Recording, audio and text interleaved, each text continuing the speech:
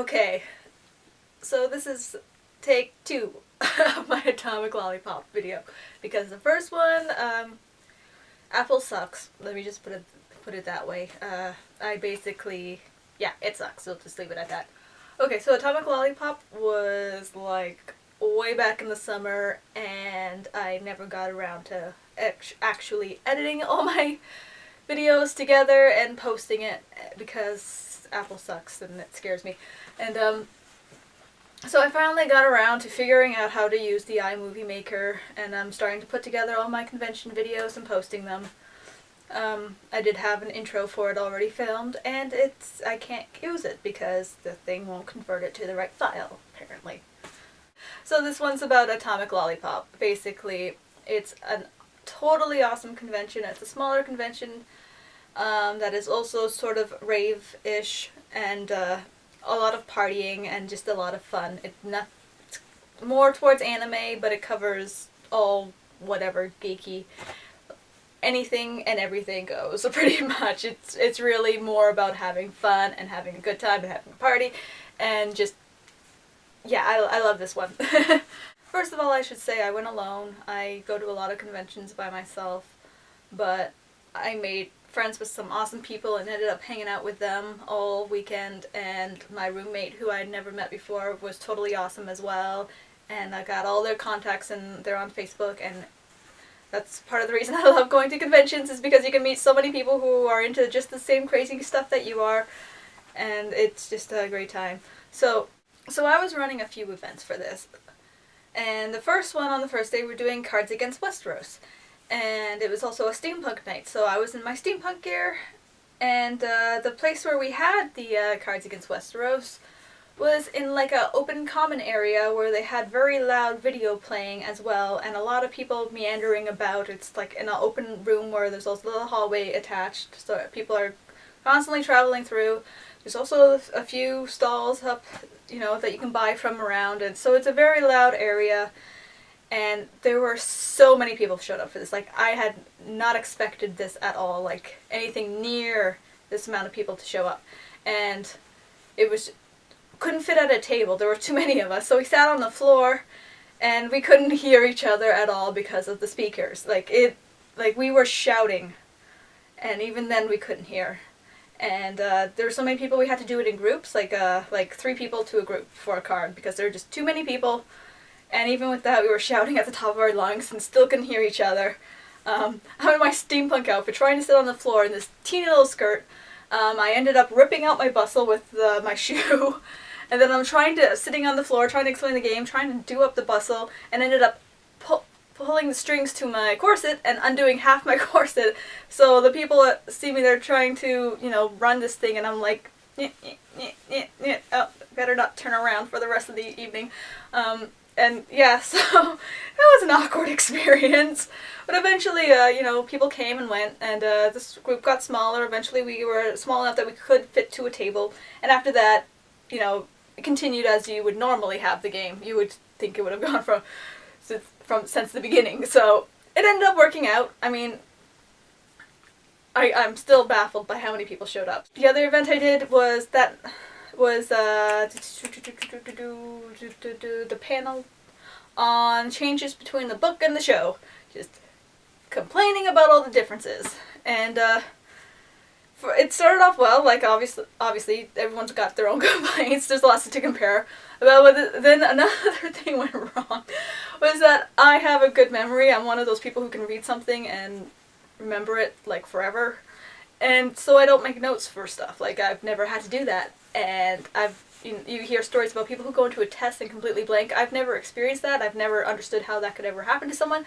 It happened to me here. Like, about 15 minutes to the end, I just couldn't remember anything else, and it's so weird because, like, I knew, and as soon as it ended too, I was like, I should have talked about this, should have talked about that. So yeah, now on, I'm making notes for panels. I've never had to do that before, so I've never bothered.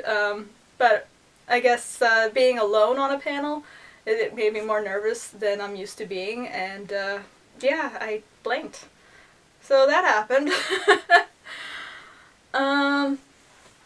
It was the Hodor interview, which was awesome. I asked my question. I don't know if it showed up on the camera, but I'm like shaking so much because I get super nervous when I did that. I did not get in line for an autograph because I'm too shy for that. I was dressed up in my Fluttershy. I thought it would be appropriate for the moment. His DJ set was awesome.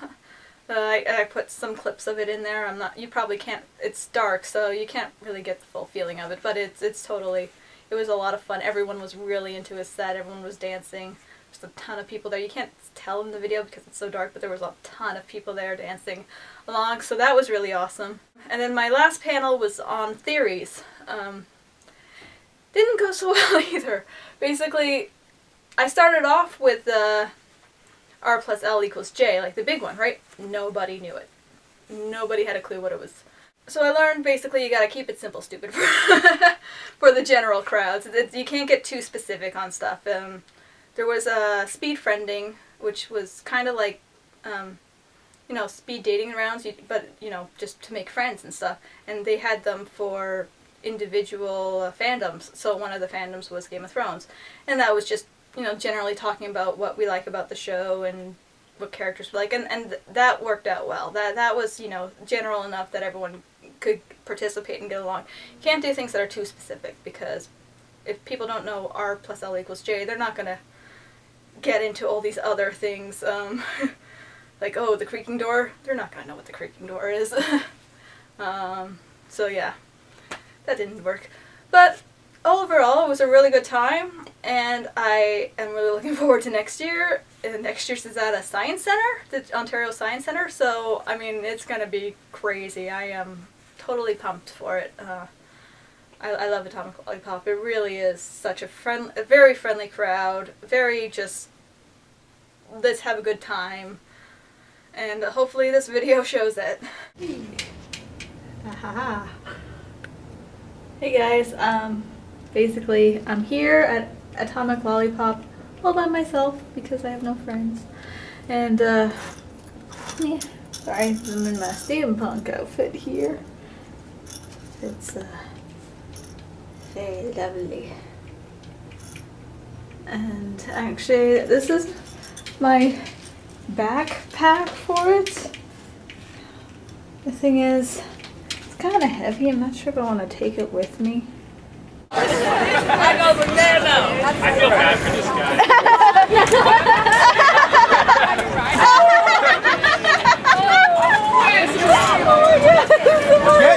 Banana and...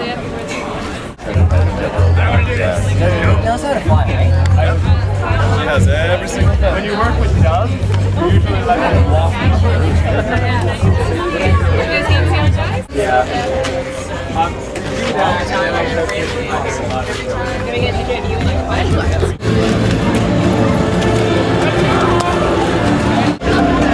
We got this.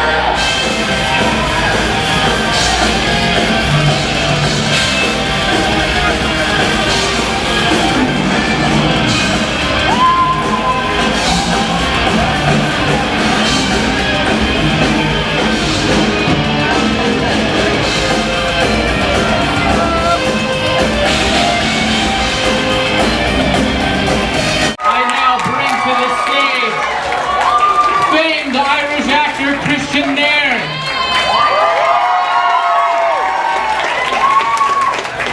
Hey guys.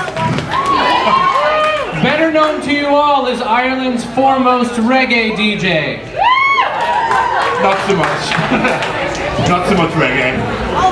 So, So, before we get started, I just want to let everyone know there's a microphone over there for your questions, and you'll be lining up where this human female is standing, whose name I've forgotten.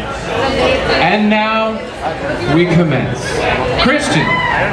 Ready when you are. Welcome to Toronto. Thank you very much. Thank you for having me. So what do you think so far of our world-class city? No. That was a complimentary laugh. And it's a great city. I really like Canada so far. Everyone's really friendly. Sorry, spellings. The gate scene seems to be thriving here, so that's always a good sign. Events like this are amazing. So give yourself a pop. This sounds a bit quiet. Did you guys just lower the volume a little bit? Can you test your mic again? There we go. Now we have the big voice we've all come for. So I solicited several of my friends, our big Game of Thrones fans, as I'm sure at least 4 or 5 of you here maybe are. Do you guys know that they adapted it to a TV show?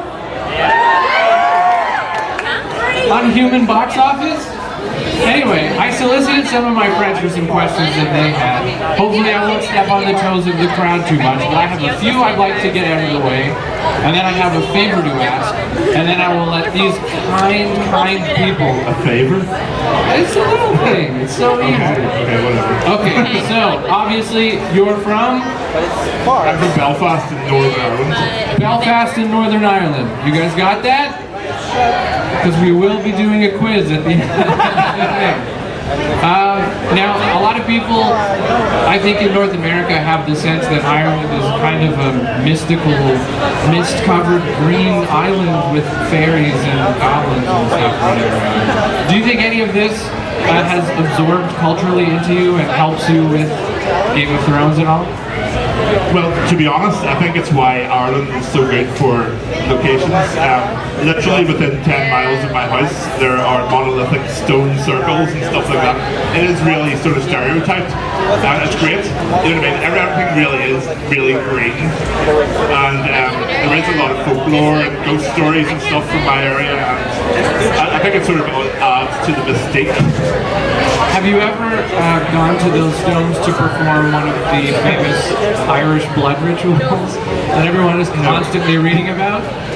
No, because usually all you see at these places is people dogging in cars. They usually sort of dogging. Yeah, dogging. Does everyone here know what dogging is? Please explain to North Americans the British concept and general. I don't want to explain what dogging is to Toronto. I'll do it. Okay, I will. Basically, it's married couples in cars swapping each other into other cars and having sexual relations. A bit of trivia comes from the ancient Greek philosophy, the Cynics, who were called Cynics because that word means dog-like, because they had sex in the streets. That's true. Yeah, so what I'm saying is when you visit Ireland, be careful when you stand in. Don't get into any strangers' cars. Or do.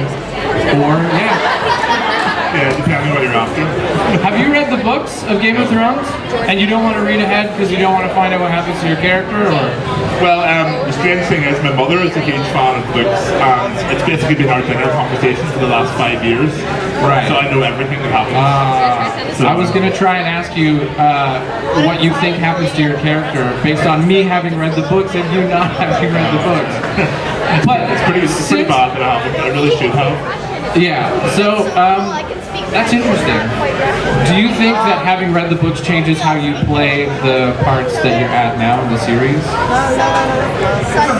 Yeah, that was one of the reasons I didn't want to read ahead. Yeah. Because I didn't want to know too many details because Hodor is a very pure character.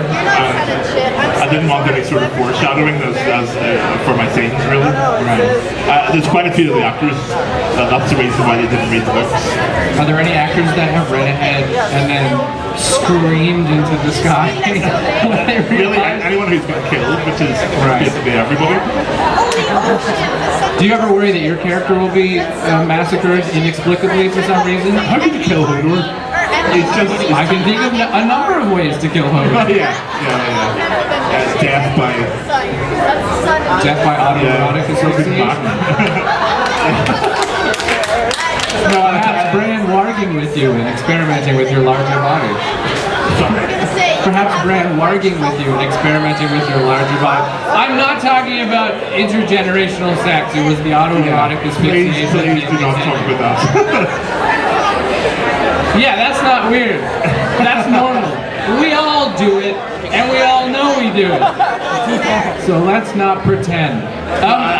My theory is that Hodor is safe because I think really in the whole of Westeros he's the only sort of nice, genuine character because everyone else is a bit of a bastard, really. I think that's why he's safe. Do you, you must be aware on some level of the multiplicity of theories about who Hodor truly is, who his true origins are. Anyone who's read the books knows that his real name is Walder. Which is your favorite of all those conspiracy theories? Okay. Yeah, there's two. Both of which are probably completely ridiculous and completely wrong. But the first one I heard was he's like one of the lost Clegane brothers. Like it's Hodor, Sandor, Gregor. You know, and we're all big motherfuckers, so... and he could have been dropped on his head as a baby by Gregor. Who knows? Or Sandor. Yeah. Who is to say? And the other is that he's the grandson of Old Man and Rhaegar Targaryen. So, silver hair. That's just my theory. Although I think in the book he has a brown beard. Theory destroyed. Well, there's bits of brown there. If when you act as Hodor, I understand this is one of your first acting gigs. If is it the first or is it one of your first? Yeah, I would say it's my first professional acting So gig. when you're acting as Hodor and you get all your wonderful dialogue and you get to say Hodor, are you imagining in your head saying something else? Or are you imagining the sentence you want to get out and then just squeezing it into Hodor? No, there's a very specific way to do it. I think because I have so little dialogue, the only way to make it real is to actually believe I'm him. You know, and there's times after the scene that the directors had to be like, snap out of it, Christian, because I'm actually thick. And they say, I actually turn my brain off and try to do it in a sort of pure way, like he would do, like a child. You know what I mean? It's the only way to do it and be real. Before I ask my next question, I would really like it if you'd be willing to play a quick game. Is this a favor? This is not the favor. This is mandatory. I have a little game I do with different things that I've done, which is called Electron Microscope Trivia. If you look at the screen over here, if you want to stand up and get a better look, there will be pictures from an electron microscope. We all know what that is, right, guys? We're all pro-science here. Evolution is real, right? So, and then you have to guess what it is, and then I'll reveal what it is.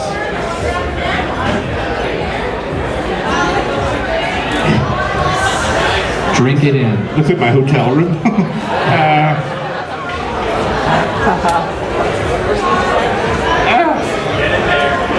I have to give you a time limit. Oh, shut up. 3, 2, 1. Is it a...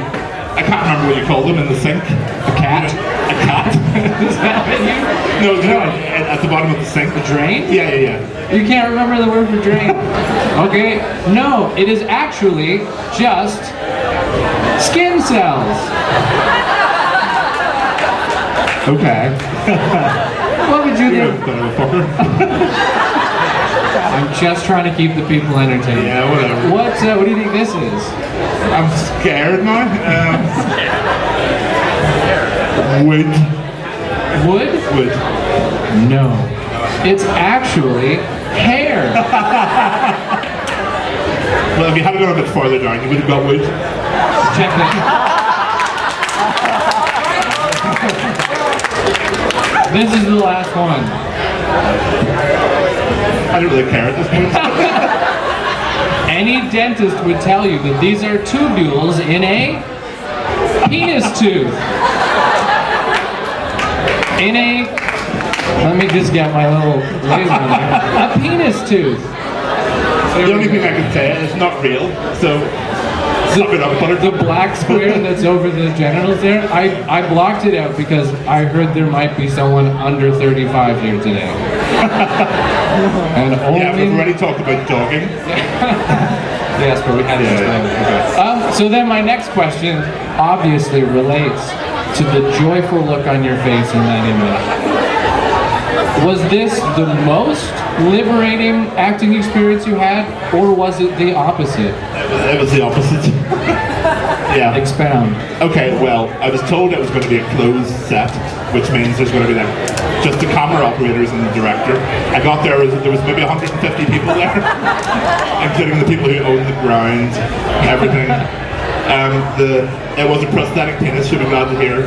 It had to be plotted into my own pubic hair by a makeup person and stuff. Yeah, very undignified.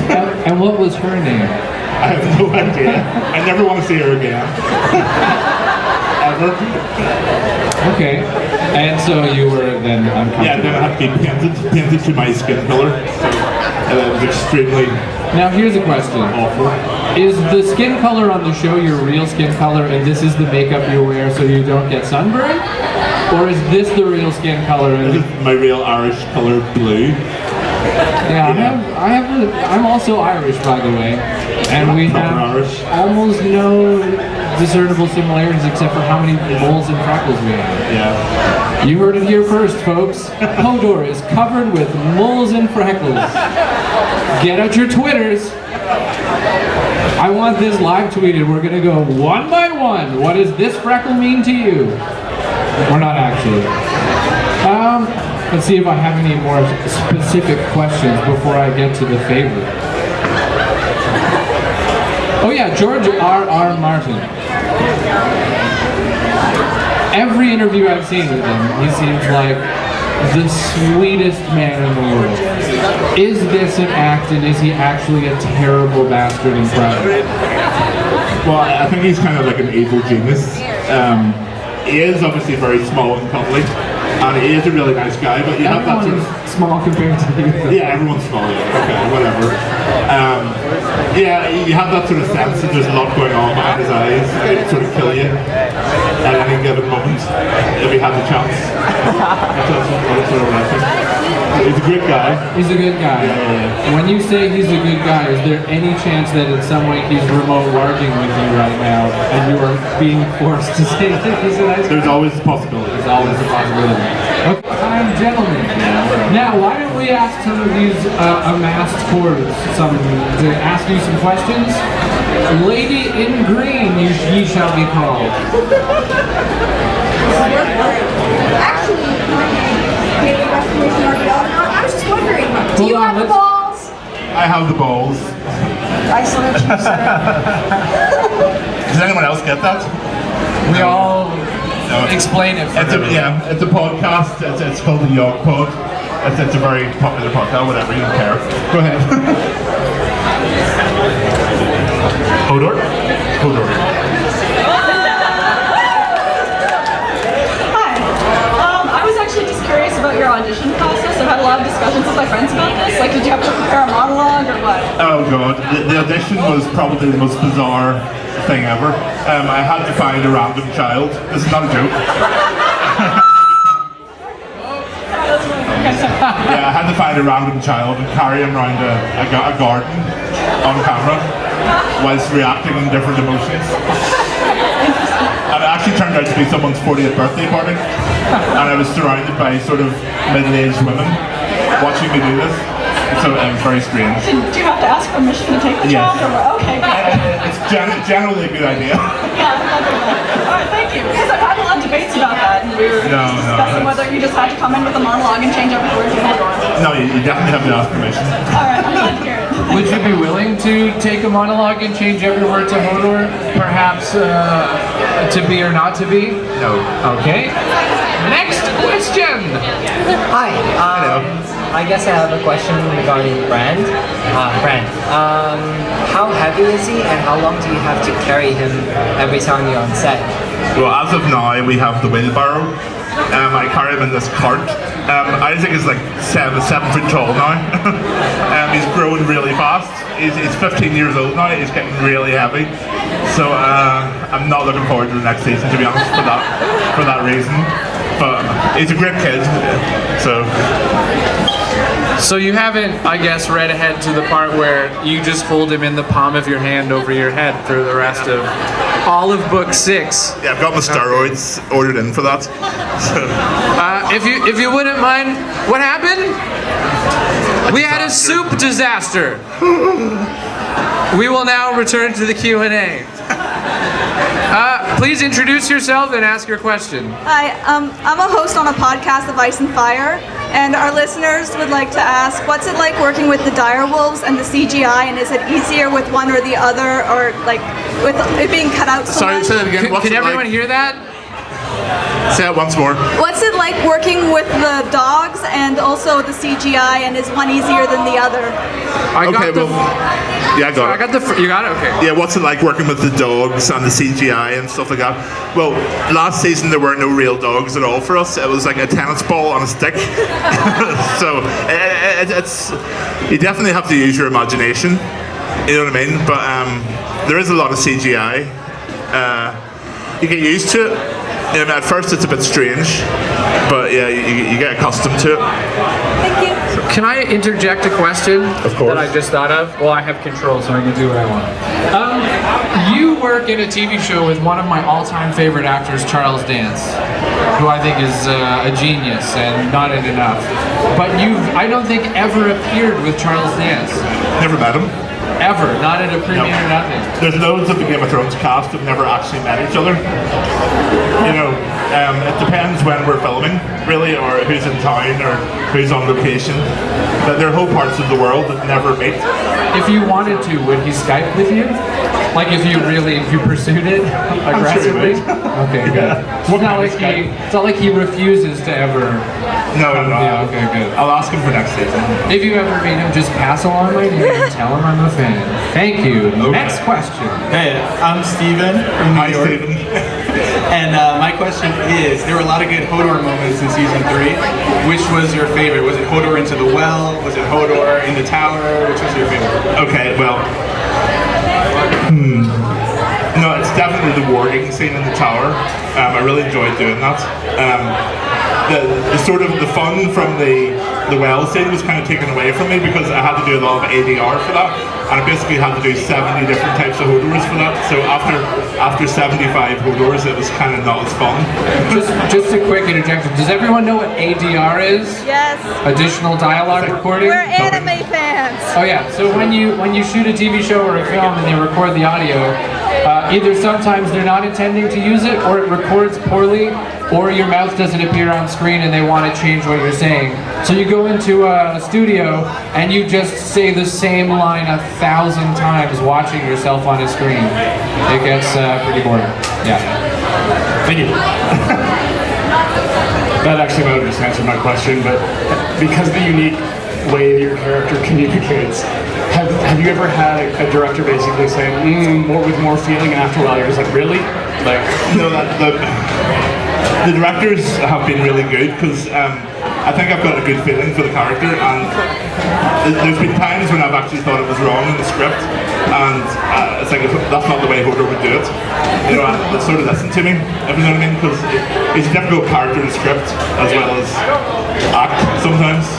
So, yeah, I don't get too many pointers. So, no, you're awesome, man. Thanks. Thank you very much. Hi, I'm Peter. I'm just wondering, do you ever want to smack the actor that plays Joffrey, even though you know he's just acting? He doesn't. He doesn't. The only thing I have to say is that Jack is such a nice kid. Yeah. Like, I know everyone says this, but he really is a nice guy, and he gets a really hard time. But yeah. Thank you. No problem. Hi, I'm Keenan. Hello. Hi. If Hodor was king, who would be your hand? If Hodor was king, Who's your king? Who would be your hand? Your hand. And your king?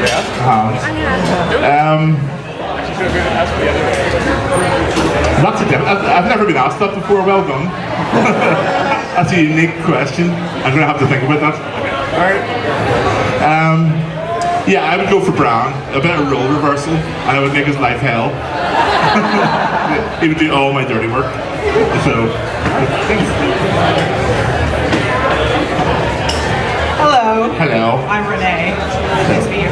So my question is, who is your favorite co-star or co-stars? Who do you like the best? Play favorites of the cast.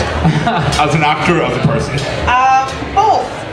Well, I really like the guy who plays, well, as an actor and character, I really like the guy who plays Varys, Conleth Hill. I think he's the immensely talented actor.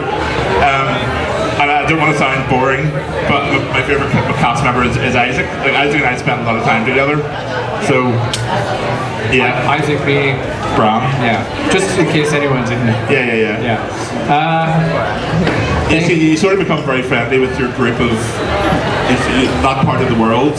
You know what I mean? We all became very friendly. It's very sad when you break apart. I have a question to interject. If Hodor's character, in total divergence from the books, if he could be transported to one of the other areas in the world where action is taking place, where would you personally like to go? Well, I think there's a lot of cool stuff happening in Daenerys' part of the world. You know, it's not my favourite storyline, but well, you know, it's the truth. It's tweet it, quick, tweet that. Whatever. But yeah, I wouldn't mind seeing a bit more sun, a little bit more a little less grim, snowy death. So yeah. Okay. My question is, were you surprised by the immense fandom of Game of Thrones, or were you expecting it? And also, were you particularly surprised by the immense fandom of your character? Considering overall there's so many characters and he's so small, were you surprised how popular he was? Yes, I didn't know how big Game of Thrones was going to be.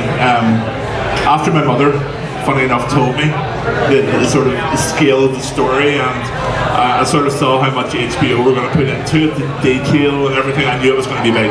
But no, I didn't expect Hodor to be so popular. I don't know what to say, really. I'm very grateful, obviously. But it's a lot of fun. Do you think that the really positive fan response to your character is a testament to your ability to make such an empathetic person with virtually no dialogue? Like, as for this is your first professional acting job, that must be tremendously rewarding. Well, it was intimidating at first. Like, my first scene as a professional actor was with Peter Dinklage, an Emmy winner, and then there's me sort of just fired in. I'm kind of like, oh, hello. But I'm not going to take credit for it, but it's not even a little? Maybe a little. It's a very well written. Every character is well written. Only George Martin could write a character with one word and make it so rich. But it's, you know, the actor has to take that one word and... Okay, I'll take it. There you go. It's me. Yeah. It's all me. No, I don't really do that. Lazy George Martin. Lazy George Martin with his one word. He probably was like, I have too many characters. I don't want to write all this dialogue. What can I do with this one? There it is. Yes, your question. Is there anybody who's really high maintenance or frustrating to work with? You won't tell. Can't say that. Really, though, no. It's a really nice cast. Is there any sort of funny stories? The only thing is, Isaac is really clumsy. He breaks absolutely everything belonging to me, including iPads, iPhones, everything. Everything gets destroyed. If we're out for dinner, I get covered in food. He spits his dinner around me. He's unbelievable. But I swear to God, everyone is so easy to work with. That's awesome. You can always pick them up and drop them in revenge. Yeah, I'm planning on doing that. So. Thanks for coming. Hello. I guess my question to you is, what is, of all locations you've shot in, what is your favorite one that you've shot in? Sorry, what's your favorite location that you shot in? Well, most of the locations are in my hometown. It's been a great advertisement for Northern Ireland tourism. Yeah, well, actually there is an answer to that. When we at the end of stage 2, when we were playing Winterfell, we were like right up at the top of this huge mountain, and like it was just so beautiful that you could see right across the whole country. It was really, really stunning. So yeah, I'll try that. All right, thank you. Do you think the fact that they're